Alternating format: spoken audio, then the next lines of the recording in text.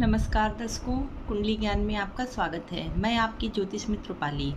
Video की श्रृंखला को आगे बढ़ाते हुए आज हम बात करेंगे बिजनेस में पार्टनरशिप जो होती है वो सफल होगी या असफल। जो दोनों पार्टनर्स हैं वो एक दूसरे के लॉन्ग टर्म मित्र रहेंगे या आगे जो है उनमें नहीं बनेगी।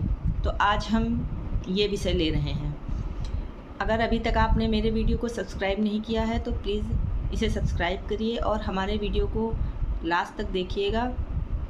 और अगर आपको पसंद आए तो प्लीज़ इसे लाइक करना ना भूलिएगा।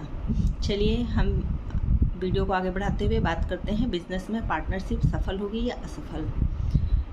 ये एक कुंडली है, आप अपनी कुंडली में देखिए। यहाँ पे कोई भी नंबर आपकी कुंडली में हो सकता है। ये मैंने कालपुरुष की कुंडली ली है आपको सब समझाने के लिए। जो हमारा बिजनेस देखते हैं जो कुंडली में वो हम 7th हाउस से देखते हैं। ये हमारे पार्टनर का जो है पार्टनर का भाव होता है। यहाँ से शादी भी देखते हैं, बट अभी हम यहाँ पे शादी की जो है बात नहीं हो रही है। यहाँ पर हम बिज़नेस के लिए पार्टनर देखेंगे कि पार्टनरशिप हमारी लॉन्ग टर्म चलेगी या नहीं चलेगी। ये हमारा नौकरी का भाव होता है। ये हमारे कार्य क्षेत्र में जैसा हम कर्म करते हैं अपने कार्य में हमारी उसी हिसाब से प्रोग्रेस होती है, तो वही हम 10th हाउस से देखते हैं। तो ये हमारा जो है यहाँ से ये 7th हाउस ठीक लग्न के नीचे वाला जो हाउस होता है ये हमारे पार्टनर का भाव होता है। तो अगर 7th हाउस का जो लॉर्ड है, लॉर्ड का मतलब यहाँ पे आप देखिए आपकी कौन सी गिनती लिखी है। जैसे इसमें 7 नंबर लिखा है तो इसका जो स्वामी ग्रह होगा वो शुक्र होगा। आपकी कुंडली में अगर 3 नंबर लिखा है तो बुध होगा। ये हम पिछले वीडियोज़ में बता चुके हैं कि किस नंबर का कौन सा स्वामी ग्रह होता है। तो आप अपनी कुंडली में देखें जो 7th हाउस का लॉर्ड होता है अगर उसका संबंध किसी भी तरीके से 2nd हाउस के या 11th हाउस से यानी कि धन भाव और लाभ भाव से हो जाता है तो जो पार्टनरशिप होती है उसमें बहुत प्रॉफिट होता है, वो सफल होती है, उसमें लाभ होता है, वो पार्टनरशिप अच्छी चलती है।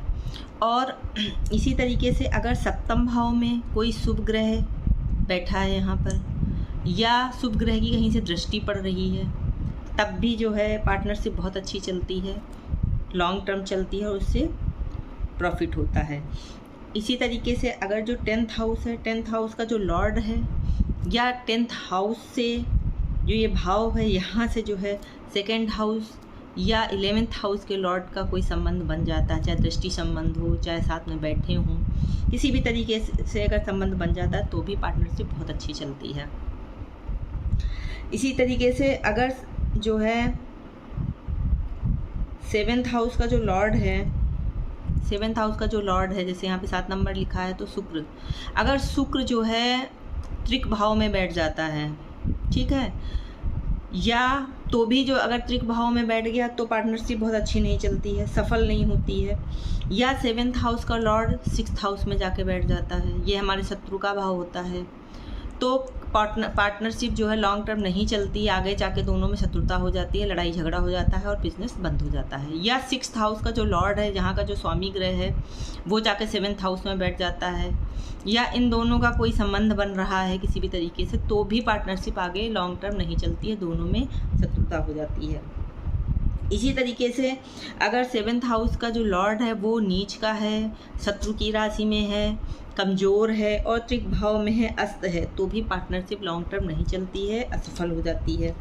अच्छा, एक चीज़ और देखने वाली है कि दोनों पार्टनर की कुंडली को देखें। अगर 7th हाउस का जो लॉर्ड है दोनों पार्टनर की कुंडली में, जैसे मान लिया कि एक की कुंडली में 7th हाउस, जैसे इसमें 7th हाउस का लॉर्ड शुक्र है मान लिया, ठीक है, और किसी की कुंडली में यहाँ पे बुध बैठा है, बुध है 3 नंबर लिखा है, तो बुध और शुक्र कुंडली में एक दूसरे से 6ठे 8वें नहीं होने चाहिए। जैसे मान लिया कि जैसे शुक्र यहाँ पे बैठा है एक पार्टनर की कुंडली में, तो अब यहाँ से देख लीजिए 1 2 3 4 5 6 7 8, यानी कि यहाँ पर अगर बुध बैठा है तो ये एक दूसरे से 6ठे 8वें होगा। जैसे बुध से 6ठे शुक्र हो गया, 1 2 3 4 5 6, और शुक्र से 8वें बुध हो गया, तो ये 6ठे 8वें की जो स्थिति है ऐसी स्थिति में पार्टनरशिप नहीं चलती है। तो दोनों की कुंडली में 7th हाउस का लॉर्ड जो है आपस में 6ठे 8वें नहीं होना चाहिए।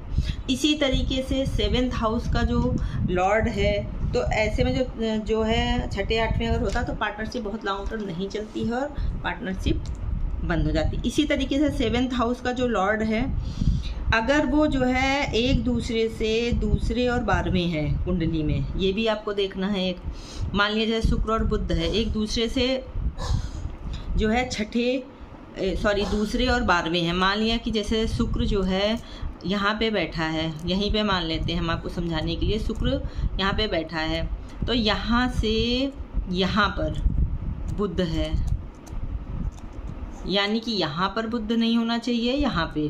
तो ये हो गया 1 और 2, शुक्र से दूसरे बुध हो गया, और बुध से 1 2 3 4 5 6 7 8 9 10 11 और 12वें शुक्र हो गया।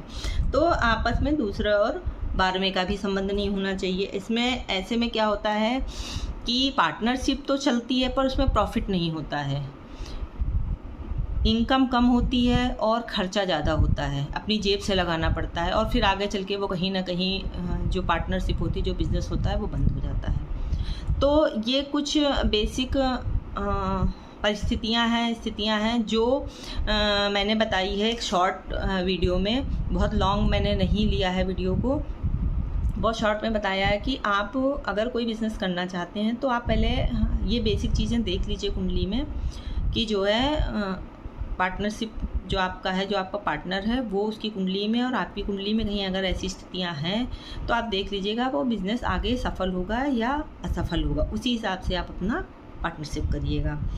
और दोनों के जो लग्नेश हैं, दोनों पार्टनर के जो लग्नेश हैं, वो भी एक दूसरे से जो है छठे आठवें नहीं होने चाहिए।